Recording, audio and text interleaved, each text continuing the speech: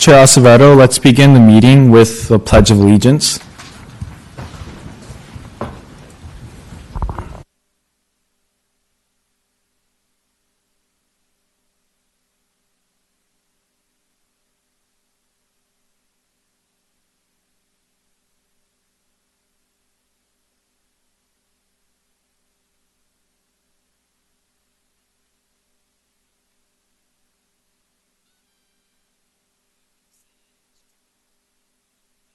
Could we have roll call from Mr. Sandoval?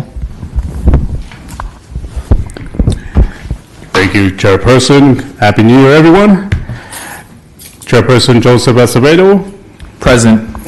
Ward 2 Representative Antonella Ordonez. Here. Ward 3 Representative Koa Lee. Vice Chair Representative Ward 4 Alberto Cruz. Alternate members, Ward 1 Representative Daniel De La Cruz. Ward 2 Representative Gregory Guzman. Present. Ward 3 Representative Leslie Luna. Ward 4 Representative Anais Benavides. Present. Ward 5 Representative Andres Medina. Present. Ward 6 Representative Shirley Mionir. Present. You have a quorum, Chairperson. For our first item, let's review the minutes of the meeting from December 20th, 2019. Are there presentations? Oh, so we start with that? Okay. We'll actually start with presentations today. Let's go ahead and have them present first. And then we'll begin to know that, so that way we can get our. Okay? So, you can have them. Our presenter will be Sandy Barbara from Santa Ana Work Center presentation. Hi, good evening, everyone. As I was saying earlier, my name is Sandy Barbara. I am with the Santa Ana Work Center. We're just across the street on Civic Center and Flower. I oversee youth programs and I'm staff to the Workforce Development Board and also our Youth Council over there.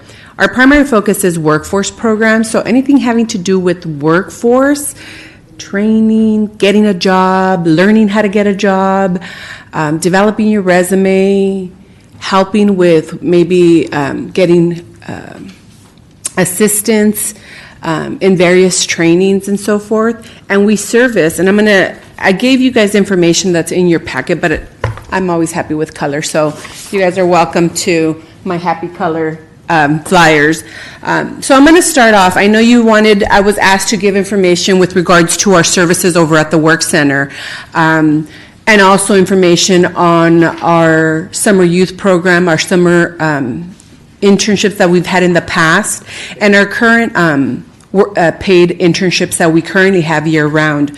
So I'm going to start off in general with our services over at the Work Center. They are universal service. We service individuals starting at the age of 16. Well, it's actually 14. Our federal funding that we receive is for 14 years old all the way up to you name it.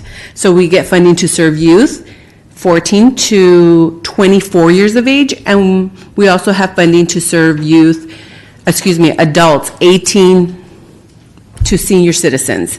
We have senior programs, we have adult programs, and we have youth programs. My primary focus today is going to be on primarily the youth services, but I invite all of you guys to come visit us over at the Work Center, and I'd love to give you guys a tour of the services that we provide and kind of a feel for what we do over there. But to get started, the pink form that you have in there and also in your packet tells a little bit about our free workshops that we provide to the community. So these are for any individual, and obviously you can see they're connected to the college. Anybody is welcome to attend our workshops over at the Work Center if they're looking for jobs. If they have a job and they're just looking for maybe a better paying job, obviously they're during the day, so that would be a little bit challenging for our younger population that are in school, but anybody is welcome to come into our center.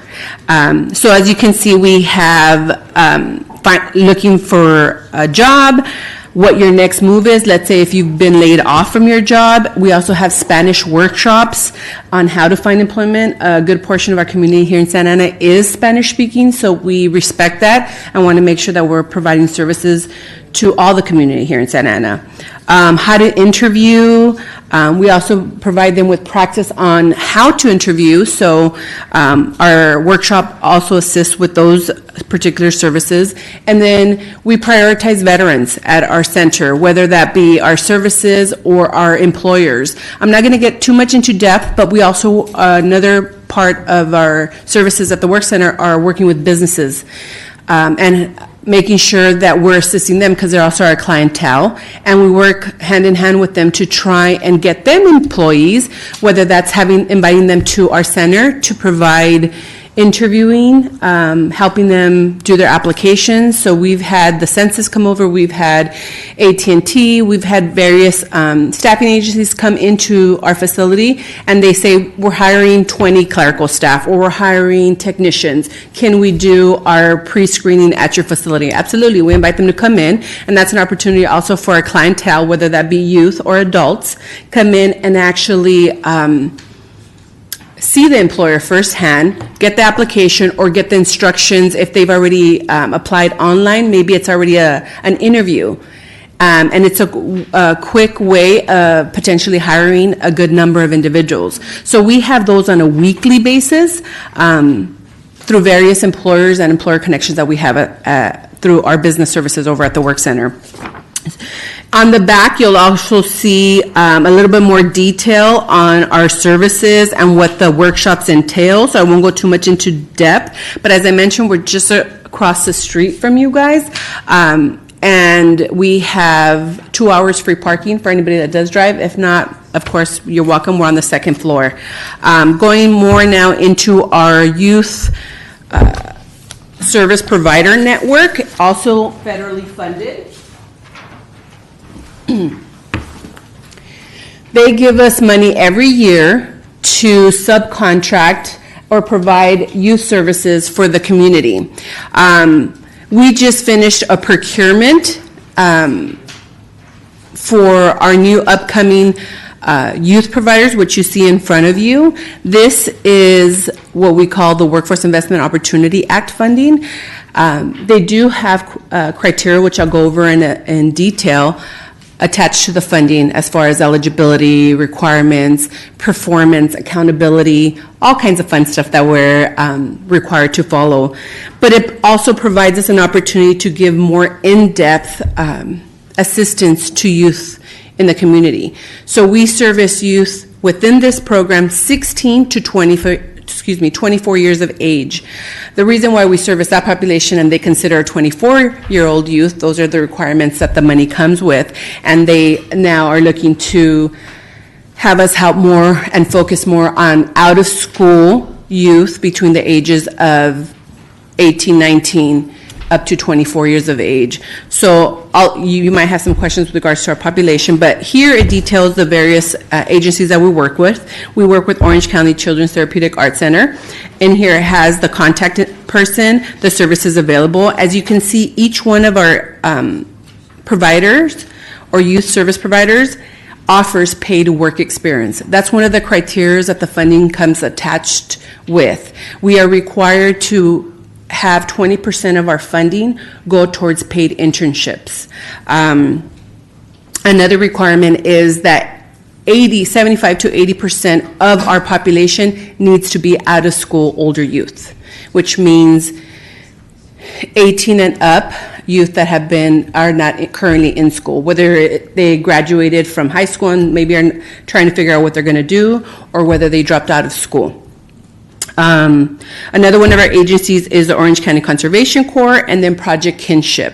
One of the criteria that they also require is that we service the most at-risk youth with more challenges, whether they've been incarcerated, teen parents, foster youth, emancipated youth, individuals that have been in the foster care system and now maybe have emancipated from that system. The most at-need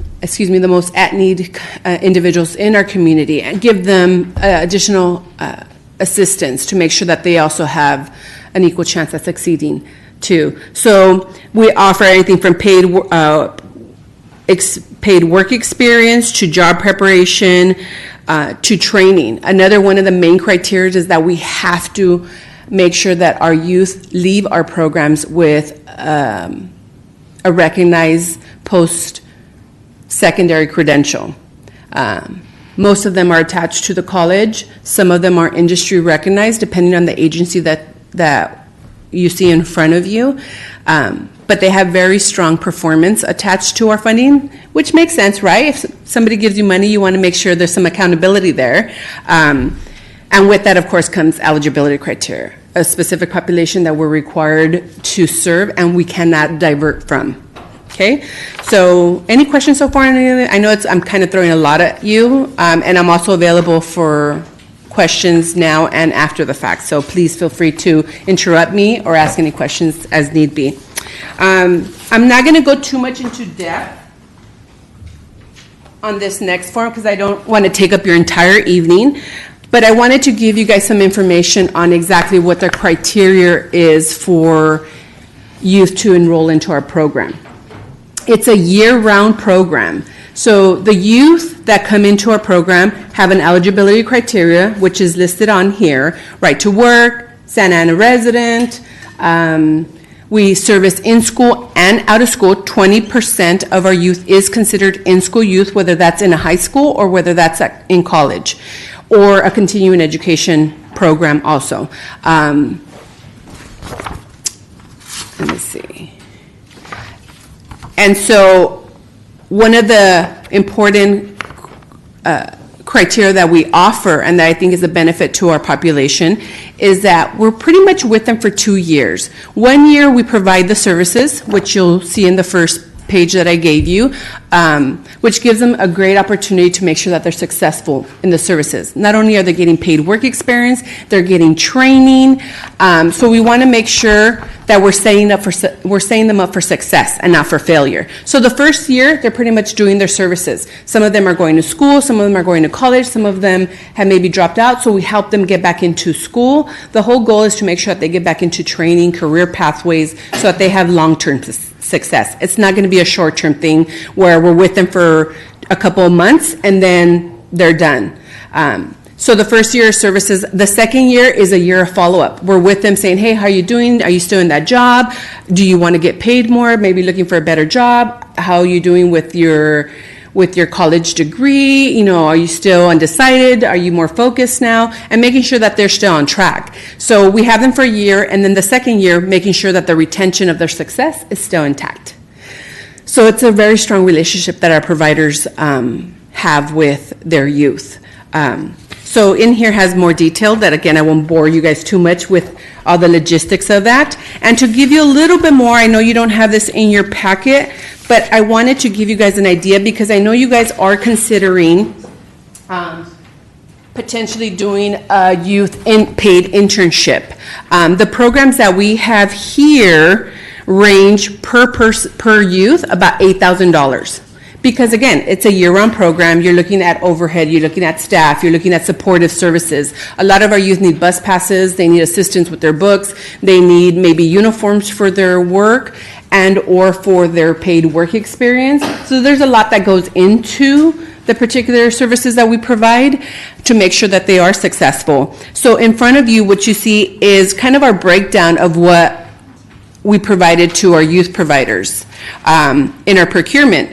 How many youth they're serving, how many in-school youth they're serving, how many out-of-school youth they're serving, and then their cost per youth. Just to kind of give you an idea of what it costs for a year-round program. And technically it's a 2-year program because we do keep them for the second year, make sure that they're following up, and there's a lot of paperwork that goes along with that our case managers are ecstatic about. So I'll leave you with that. And then the most exciting part that I was excited to present to you guys was some information, and I don't know if I provided this to you guys, but I wanted to make sure you have this too.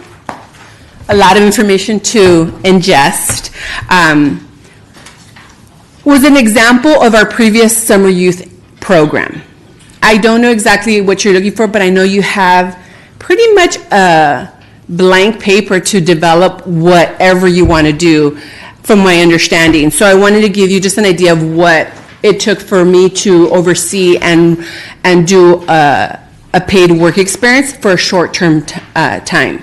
Again, we provide our year-round programs that we offer to a small number of individuals. The program that I'm talking about now, we don't have funding for. We have not done it in the last few years, but it's a potential work plan for you guys maybe to dissect, develop, morph into something that maybe you want to do, is a work program for the summer. I don't know exactly what you want to do, but in the past, we've done a summer youth program, and it's ranged anywhere from 100 kids to 500 kids. Obviously, again, it's a short-term program which allows for a bigger number of youth to be impacted and served, and still provided quality services. Looking at a perspective of maybe 100 youth is what I'm showing you now, but pretty much the purpose would be to service maybe 14 to 24 years of age, which is still kind of in line with our youth services here. Having them be Santa Ana residents. Obviously, if it's Santa Ana money, you want to make sure that you're serving Santa Ana youth, and that's what we've done in the past. I think our last program was Obama funds in 2009. We serviced about 500 youth during one summer. It was a very fast summer, but it was quite impactful for the community, and they gained a lot of experience. One of the main purposes to all of our program is to make sure that they're on some kind of career pathway or knowledgeable about career pathways, whatever their circumstances may be. So we want to make sure we connect them with information to post-secondary education. It could be short-term training, it could be maybe the junior college, it could be a Cal State, it could be a university. And for some, it's actually walking them through the entire process, whether it be in our year-round program or in our short-term program. We make sure to offer post-secondary education services, in addition to helping them if they are basic skill deficient. So if they're not maybe up to par with regards to maybe an 8th grade reading or math level, we make sure to kind of guide them with assistance and services to make sure that they're also successful, because we can't just throw them into college and then they're having difficulty academically. So we want to take all that into consideration. So we do assessments of the youth to make sure where they're at, what their interests are, what their career goals are, what they would want to do, and not make our plan their plan, but make sure that we're helping their plan become one. So here you have a basic program design on the elements that we've provided in the past. It ranged about 6 weeks, 20 hours a week. Obviously, you'd be looking at $13 an hour because that's the minimum pay these days, which is fantastic, right? So with that, the elements that they would be provided would be technically depending on how long we would go, whether it be 6 weeks, 8 weeks, 20 hours, 40 hours, depending on the circumstances. That's what we've decided with some college students. They can work 40 hours a week, so it might be a shorter time or maybe a longer time, depending on what the circumstances are. The program elements would be work readiness workshops, employment readiness skills, career development, labor. Another important component is the child labor laws. A lot of our youth don't know what their rights are. So we want to make sure that they're not being taken for granted through any of one of our programs, our year-round programs or short-term programs, by any employer or program. They have rights, and we want to make sure that they're aware of them. They could advocate for themselves too. Life skills, a lot of them have never opened up a bank account.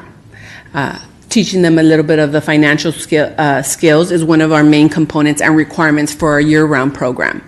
They have to learn financial management to some extent. So all of our programs offer that as a workshop. Financial literacy I mentioned. So here what you have in front of you is a basic overview of what we've done in the past that could potentially be done again. And in the back is a timeline of what we did in 2009 with Obama funding. As you can see, staffing is not included in the very notes that I put down here. Just ballpark, when we look at providing, I don't know if you guys would be doing it, how you would be doing the internships. I know for city summer interns, whether it's a high school or one of our youth programs or maybe one of our adult paid work experience, we have to go through workers' comp. There's a lot of components that go into it that I didn't want to bore you with, but definitely I'm open to any questions that you may have with regards to that. So I pretty much gave you a whole slew of information. Hopefully I did not overwhelm you, but ask me questions. I'm here for any questions you may have. Any? I have a question. Yes. Are you guys able to service undocumented youth? One of the requirements for our funding is that they have to have right-to-work documents because it's federal funds. They have to have right-to-work documents, and they also have to be registered for selective service. So if it's a 17-and-a-half-year-old male or older, we need to verify that they've registered for selective service. And that's always a sore note sometimes with our youth. They're like, what? You're sending me out to the military? No, we have to do it because of our funding and our requirements. I have a question as well, Commissioner Medina. If they are not registered for selective service, do you guys offer to help them register for the program? Absolutely. Thank you. Any other questions? For this worksheet that you passed out, Yes. I know it gives a cost per youth. Is this one of the year-long programs or short-term? Yes. So everything before this sheet here is all from our year-round program. So our orange sheet and our yellow sheet and this sheet is all from our year-round program. Pretty much it's a 2-year program, which is why it's so small. So the beauty of the money that you guys are getting is it doesn't have all these strings attached. You are able to serve a lot more youth, and I'm excited to see what you guys do with it. I think it's been a long time since we've been able to offer a program like this. Without so many strings attached, I think this serves its purpose and a very important purpose, but it's always nice to have a diverse set of funds serving the community and the youth here in Santa Ana because we have all, right? We have maybe some youth that are on track to go to college, but maybe the income is not that they would like to help out, but they haven't been incarcerated, or they're not a teen mom, or some of the other criteria that we look at that still need the services. So the beauty behind that is that you'd be able to serve a lot more youth, depending on what way you go. Are there any final questions? Okay. Thank you, Ms. Barbara, for your presentation. It seems like you have a great program here, and it's one we'd like to consider and keep open to work with. Absolutely, and I thought I had my cards, but Juan Lara knows how to contact me. I'm open if you guys have any questions, maybe after the fact, once you've digested all my pretty papers. Or whenever, I'm available. Thank you.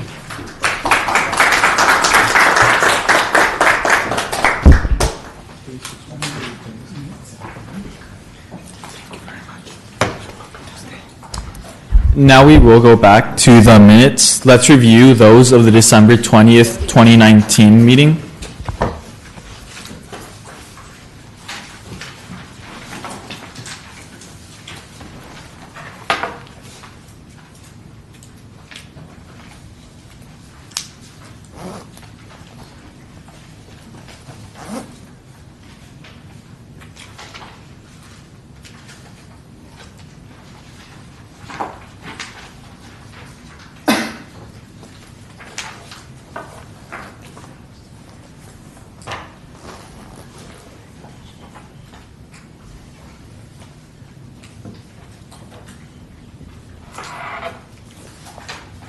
Thank you again.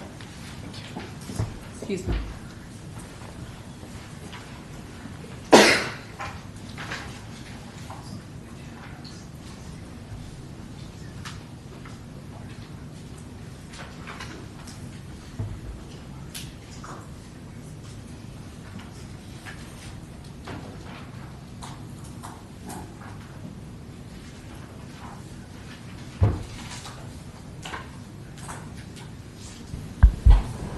Do we have a motion to adopt the minutes of the December meeting?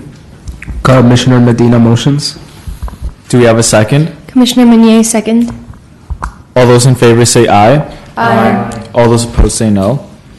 The minutes are adopted. Let's also have do we have a motion to excuse the absence of Alberto Cruz from this meeting?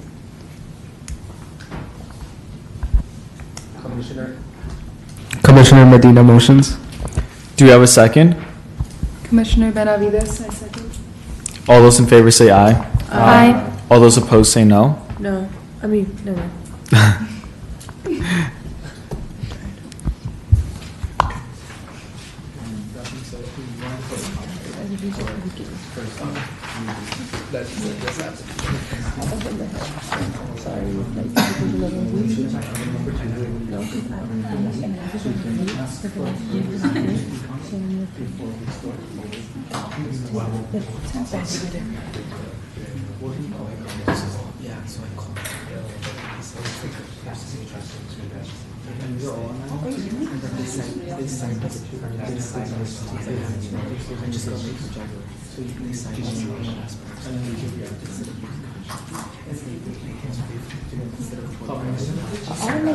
Instead of reducing money, so you're just not gonna pay until it balances out.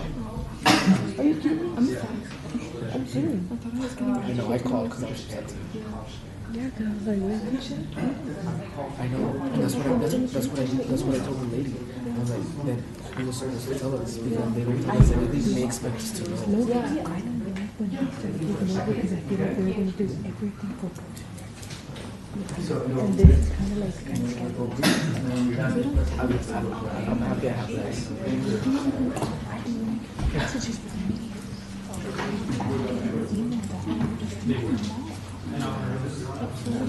But I think when we were with the library, we had like less recognition. We had less recognition when we were with the library. We will now take public comments on new business item 2. First is Citlali Ruiz.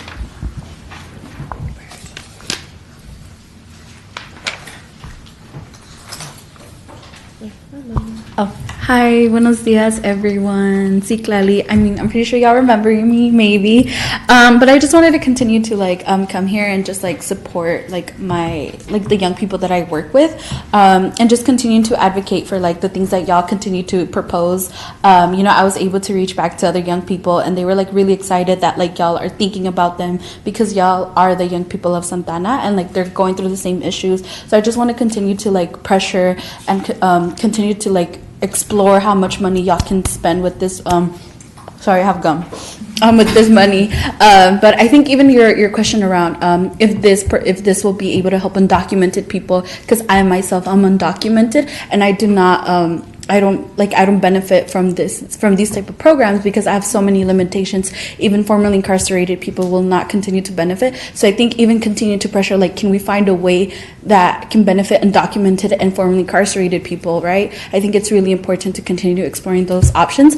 So I just want to continue that, and just even thinking about the fact that the SAPD is taking a lot of money from our general fund, right? And they're not funding a lot of youth programs. We have these academies of police, right? But there's young people out there who are continued to be criminalized by the police department, right? So I think even thinking about that, asking the city council members to be it's why do we need to continue to fund the police department? So I really want to encourage y'all to continue exploring these amazing ideas because I really appreciate it. I wish I was part of this table because it's so cool.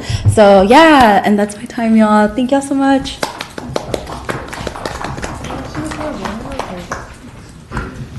Thank you for your comment. Next is Josue Pineda.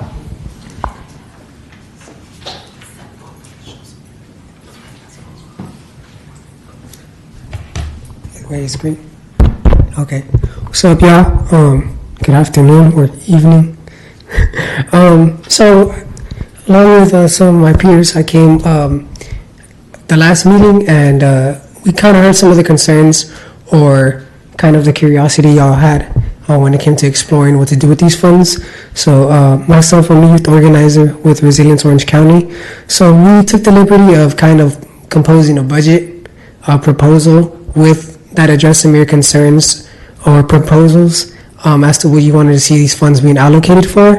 And we have it, basically it ranges from the type of youth that it'll service, ranging from our formerly incarcerated youth to some of our youth that are interested in SAT prep courses, and we took the liberty of putting some orders that we have close relationships with or partnered with, and we kind of broke it down by how much money we felt like would be the most impactful when it comes to providing these services for our youth in Santa Ana.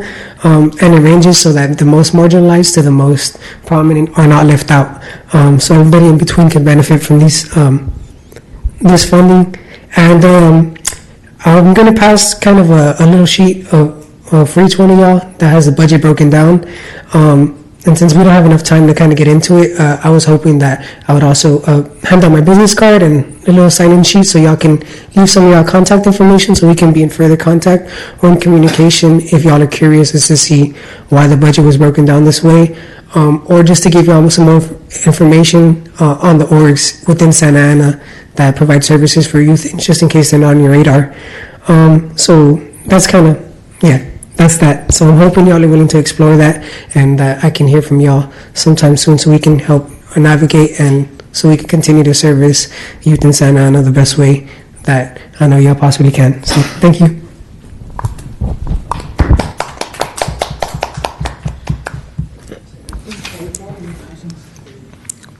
Thank you for your comments. Next is David Saladan.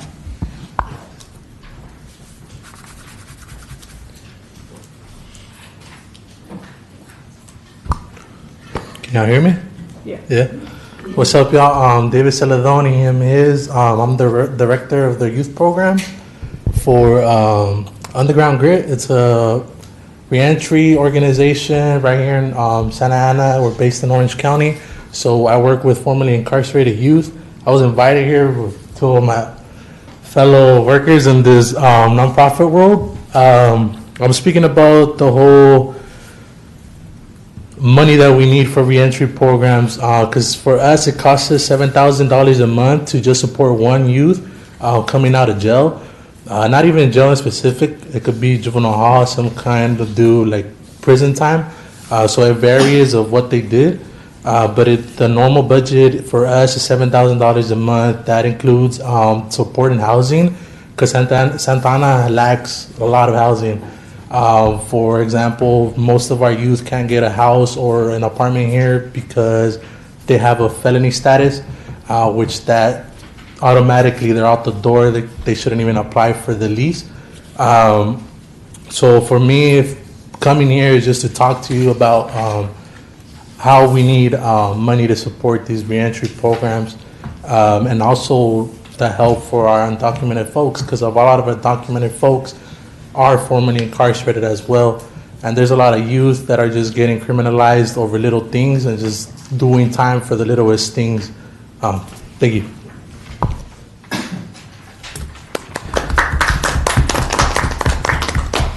And thank you for your comments too. That being said, we will move. So yeah, once again, I just have like a little, kind of like a sign-in sheet if y'all, oh, my bad. If y'all want to leave your contact information so that we can get in communication as soon as possible, if that's okay with y'all, pass it around. Now, commissioners, I will let you know that due to the fact that you guys do not have city phones or city emails, you're more than welcome to share your personal information, but you don't have to. In any case, I will share my information with you, that if the commission prefers that the communication comes through me and I funnel that through them, that's also acceptable. If you want, just go ahead and leave it there, and at the end of the meeting, if any of the commissioners are interested, you guys can go ahead and fill it out. I will give you my business card just in case as well. We might leave before the meeting ends, that's why I was just hoping to pass it around. Is this your business card? Correct. All right, well, I have your information here. So if the commissioners do decide to do that, I will take that and then I will go ahead and email it to you. Okay? Thank you. Next, we will move on to item 2 to discuss and provide updates to the Youth Commission work plan for fiscal year 2019 to 2020. Youth Commission Liaison Juan Lara.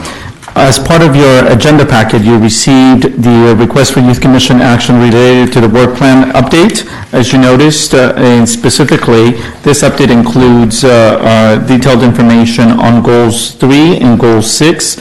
Goal number 3 that you had previously adopted. It has to deal with inviting guest speakers to monthly meetings to gain awareness and understanding of relevant community issues for youth. So for today's date, we had asked for the Works Center representative to come and speak to you all about the different programs that the Work Center currently offers as it relates to youth employment, as well as then to offer a suggestion for what type of new youth employment programs can be funded through the cannabis revenue that you have been solicited to provide input and recommendations.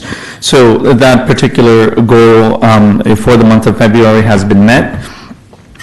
On goal number 6, this is a new goal that relates to goal number 3.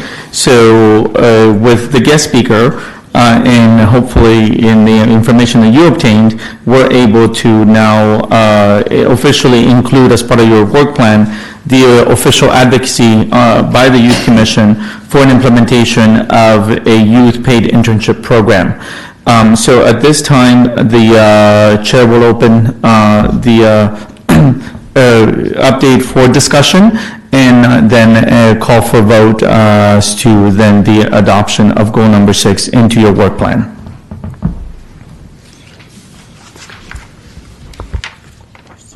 This will now be open to any discussion.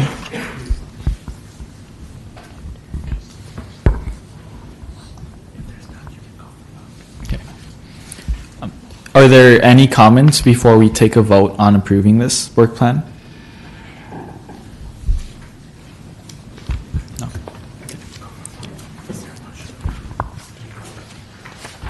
Is there a motion to approve the work plan? I have to make a motion.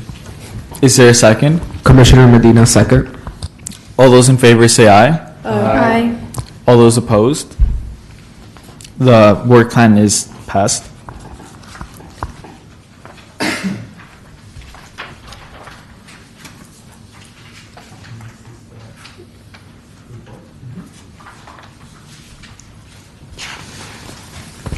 Next, we will have our report from Mr. Juan Lora.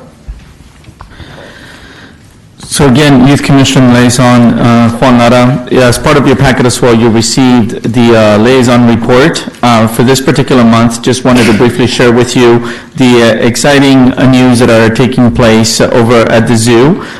You'll have more time to read it, but most importantly, what we want to also have the Youth Commission continue to promote and inform the community is of the opportunities for either free admission to the zoo and or any special promotions, such as currently they have the free ride on the Ferris wheel.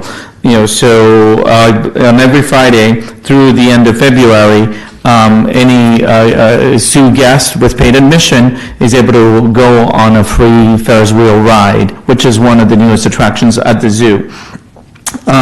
In addition to that, we also had some news of some new animals being born at the zoo, and obviously getting them prepared for coming out for public view. But again, most importantly, overall, just for Santa Ana residents to take advantage of the opportunity to visit the zoo free of charge. And that is open and available for Santa Ana residents on the third Sunday of each month. What they need to provide is proof of residency in the city of Santa Ana, and then the family is able to come in and enjoy a free day at the zoo. Okay?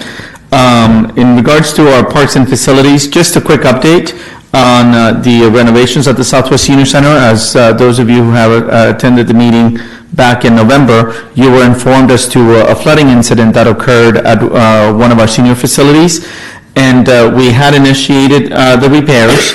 The original plan was just to repair all of the damage that was incurred as part of the flooding, but I'm happy to report that the city has changed strategies and has decided to do a complete remodel of the entire facility. So obviously that has delayed the opening of the facility, which the seniors are not necessarily too happy about because they're eager and waiting to have access to their beloved senior center.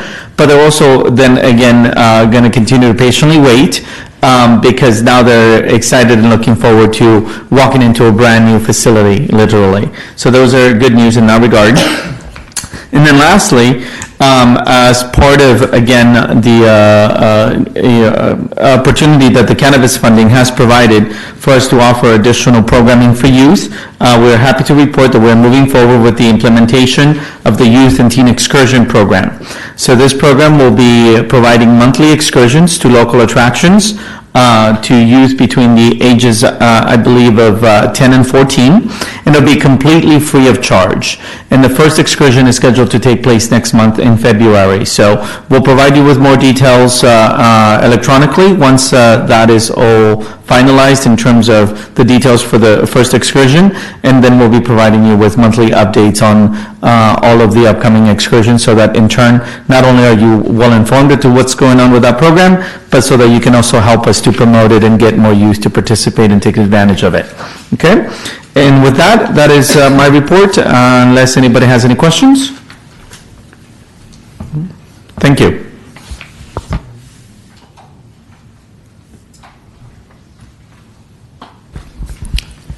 With that being the last item on our agenda, do we have a motion to adjourn the meeting? Commissioner Medina motions to adjourn. Actually, yes, we need to do commissioner comments if you have any. So we'll go down the row. Shirley Munir, No comment. Andres Medina, No comments. Anais Benavides, No comment. Leslie Luna, No comment. Gregory Guzman, No comment. Kwa Lee, No comment. Andrea Nella Ordonez, No comment. Commissioner Acevedo, no comment. How can we impeach the chair? Is that possible? He's just joking. Oh. Do we have a motion to adjourn the meeting? Commissioner Medina motions to adjourn. I second.